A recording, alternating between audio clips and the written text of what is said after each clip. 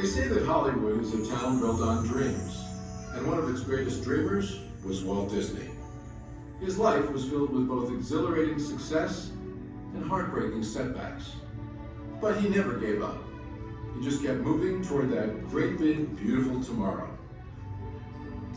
The story of Walt's life is truly a magical one, and no one can tell it quite like Walt himself. My dad worked as a carpenter in the World's Fair building. He eventually ended up in Chicago as a contractor, and he was doing that when I was born. December 1901. My dad made some money as a contractor. They wanted to get back to the farm. They finally ended up buying this farm in Marceline, Missouri. It was a beautiful farm, but it was not the kind of farm to make a living on. Things got pretty tough on the farm, and my dad had a sickness. So my dad sold the farm, took the money, and went to Kansas City.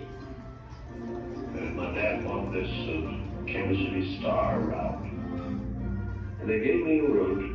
I was about 9 or 10 when I started that. Winter, we'd go out at 3:30 in the morning after a blizzard or in a blizzard, or in pouring rain, it didn't matter. I did that for 6 years. It was tough. The constant hardship took a heavy toll on the Disney family. One by one, the children began to leave home. Then one day, Walt woke up to find his best friend, his brother Roy, had gone as well. So Walt did something that he would do throughout his life when things got tough. He took a chance. My brother had joined the Navy, so I wanted to join him. Well, I was still a year too young, I was 16. Why did this kid come in to me very excited? He said, there's something just for me here that you and I can get in. I said, what is it? He said, an ambulance unit. I was in Paris, 3rd of September, before she told us. Paris, which had been this exciting thing, with all these owners and things, suddenly it wasn't a soul to be seen. And I suddenly became very homesick. So then I went in and put a request in to be discharged.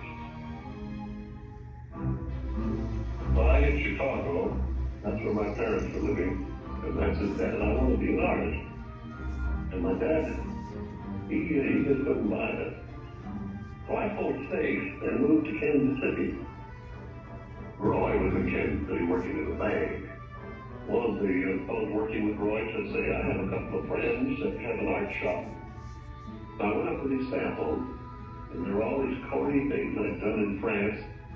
Well, my gosh, they hooked him. I mean, right on the spot. So I took the camera home, and then I started experimenting on my own way.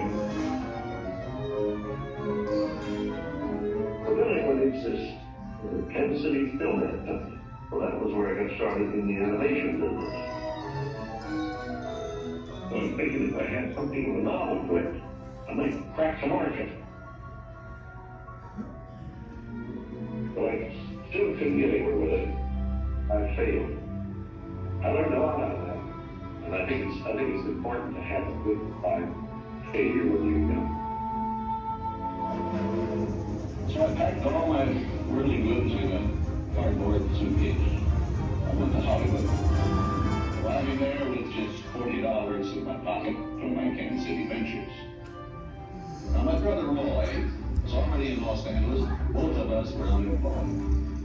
We solved the problem by going into business for ourselves. We established the first animated cartoon studio in Hollywood. Walt's dreams were finally coming true. He had his first big hit, Oswald the Lucky Rabbit. And he had married the love of his life, Lillian, an ink and paint artist at the studio who shared his dreams. Then he was dealt a devastating blow. On a business trip to New York City, he learned that he had lost ownership of Oswald due to a contract loophole. And to make matters worse, the distributor had signed away Walt's artists. Most people would have given up right then and there. Not Walt Disney. He sent a telegram to his brother Roy. Everything okay. And as he headed home to California, something happened along the way that would change things forever. Mickey Mouse came into her life. He popped out of my mind onto a drawing pad on a train ride from Manhattan to Hollywood at a time when the business fortunes of my brother Roy and myself were at lowest ebb and disaster seemed right around the corner. His first actual screen appearance was at the Old Colony Theater in New York in Steamboat Willie. He was the first cartoon character to stress personality, and I thought of him from the first as a distinct individual. I did the voice. Come on, pal, here we go.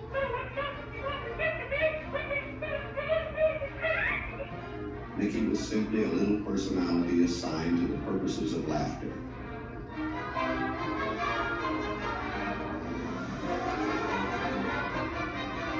Mickey fitted the need exactly. He brought in the money which saved the day.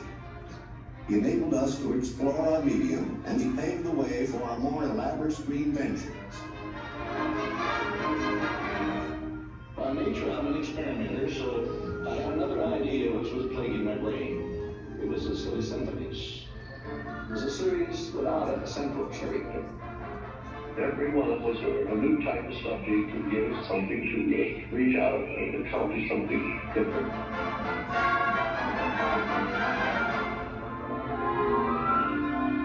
Then we started distributing both Mickey Mouse and the Silly Symphonies. It was nip and tuck, give them out. Walt began to push himself and his artists, and when he wasn't working, he was worrying about the future. And then the inevitable happened. In 1931, he had what he called a heck of a breakdown. So he did something unique for Walt Disney. He took time off and took his wife on the first vacation they had ever had. When they returned, he was a new man, filled with ideas for the future.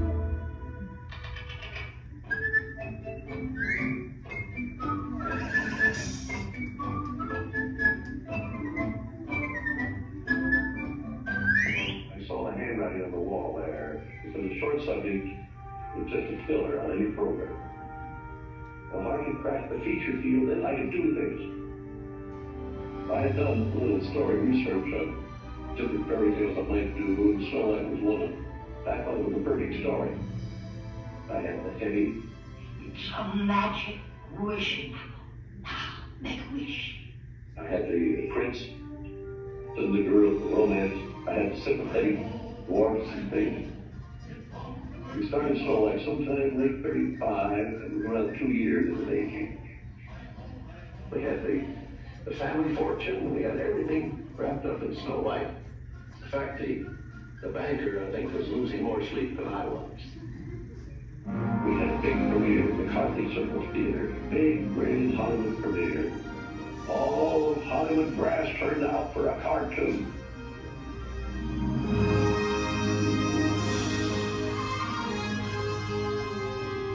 The daddy of Snow White and the Seven Dwarfs is going to be presented this beautiful statue. Isn't it great, Mr. English? Oh, it's beautiful. Aren't you proud of Mr. Disney? I'm so proud, I think I'll brush. With the profits of Snow White, I built a studio.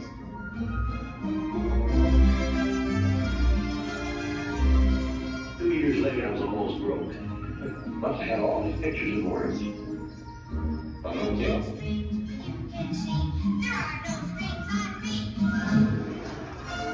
Randy. Fantasia.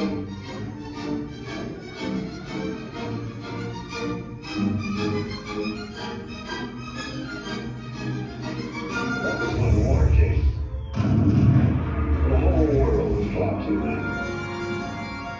So many of the boys went into the service.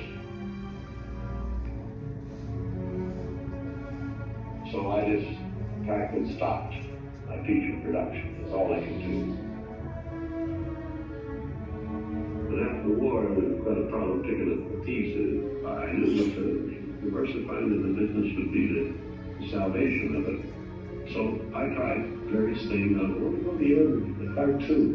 So I thought if I could get into the line, there's things I could do. Stand by, engines.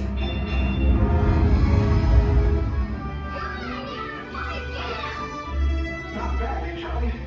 Let's order up and see what you're really doing. I wanted to look different types of things that I could fall on my nose. One of these pictures, but I'd have another one right behind it. That would hit. After long concentration on live action and cartoon films, we decided to try something that would employ about every trick we learned in the making of films. We would combine cartoon, live action, in an enormous fantasy, Mary Poppins. As the original Mary Poppins budget of $5 million continued to grow, I never saw a sad face around the studio. Even my brother Roy was happy. This made me nervous. Then a horrible thought struck me. Suppose the staff had finally conceded that I knew what I was doing. Once again, Walt Disney had created storytelling magic to reinvent family entertainment. But even then, he wasn't finished. He had a bigger dream in mind. Well, it came about when my daughters were very young.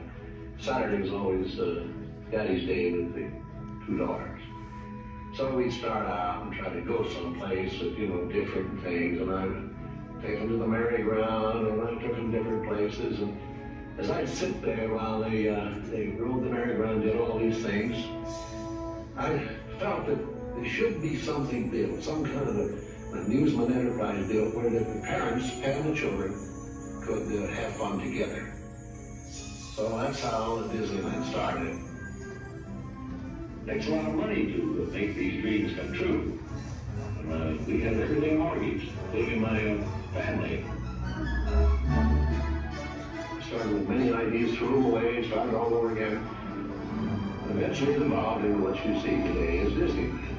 But it all started from a daddy with two daughters wondering where he could take them, where he could have a little fun with them too. The park means a lot to me in that something will never be finished, something that I can keep developing and adding to. Not only can I add things, but even the trees will keep growing. The thing will get more beautiful every year. And I knew that if I did anything with the park, I had to have some sort of a medium like television to let the people know about it. The world is a carousel of color. History, comedy, and fantasy. There's drama and mirth. There's old Mother Earth with all of her secrets to see. The miracle of imagination. The marvels of earth, sea, and sky. These wonders untold are ours to behold in the funny world, the sunny world, the wonderful world of color.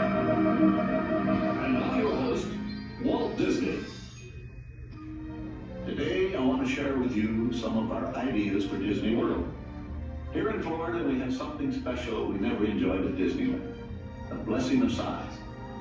There's enough land here to hold all the ideas and plans we could possibly imagine. We know what our goals are. We know what we hope to accomplish. And believe me, it's the most exciting and challenging assignment we've ever tackled at Walt Disney Productions. Throughout his storied career, Walt never gave up, despite the many challenges along the way. For his visionary work, he received hundreds of awards from all corners of the globe, more Academy Awards than any individual in history, and the Presidential Medal of Freedom for a lifetime of inspiring others. He created dreams that live on today for millions around the world. But with all of that, when asked to name his greatest reward, Walt's reply was surprisingly humble.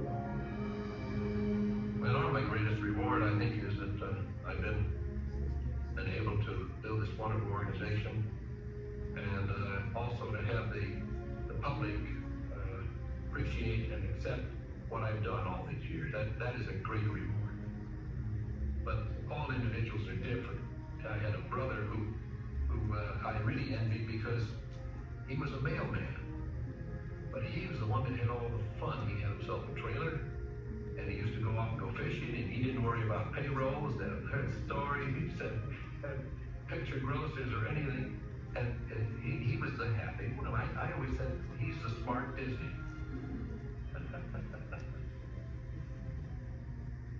I was stumped one day when the little boy asked, "Do do you draw Mickey Mouse? And I had to admit I do not draw anymore. Well, then you think of all the jokes and ideas. No, I said, I don't do that. Finally, he looked at me and said, Mr. Disney, just what do you do? Well, I said, sometimes I think of myself as a little bee. I go from one area of the studio to another and gather pollen and sort of stimulate everyone. I guess that's the job I do. You know, there's a lot of satisfaction in developing ideas into reality, but there's really no secret about our approach. We keep moving forward, opening up new doors, doing new things, because we're curious. And curiosity keeps leading us down new paths. We're always exploring and experimenting. We're interested in doing things that are fun, in bringing pleasure and especially laughter to people. But I only hope that we never lose sight of one thing. It was all started by